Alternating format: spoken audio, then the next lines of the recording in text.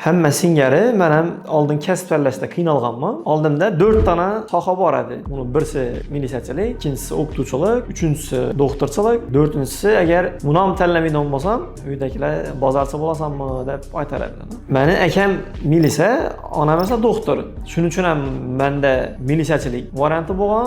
O'zimni xarakterimdan kelib chiqib aytadigan bo'lsam, menga uning kuchli intizomli rejimni joyladim ham yoqmaydi. Doktorchilikka keladigan bo'lsak, qondan o'zim yoki borisaxon odamlar qo'rqaman. O'qituvchilikka kelsak, shu vaqtda o'qituvchilarni topishi sal og'ir edi.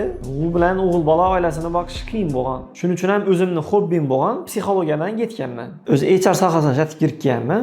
Biznesga qiziqar edim, lekin meni otamdan qolgan meros yo'q, yo bir tijoratimiz yo'q edi oldindan. Shuning uchun ham uydagilar nechat biznesmen bo'lasan deb aytar edilar. 3 yil psixolog faoliyatimdan keyin men oxiri shu psixologiyaga yaqin bo'lgan HR sohasiga kirib keldim.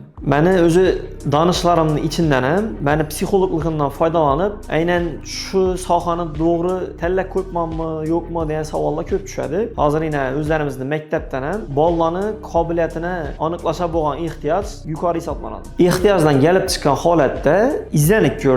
Toshkentda uning mutaxassislar yetarligini, lekin Xorazmda hali biram uning mutaxassisini uchratmadim. O'zimni psixologligim va HRligimni birlashtirgan holatda ularning qalb kasbini topib berishni o'zimni aldama maqsad qilib qo'ydim. Menga obuna bo'lib qo'ysangizlar, keyingi ma'lumotlar kasb tanlash to'g'risida bo'ladi.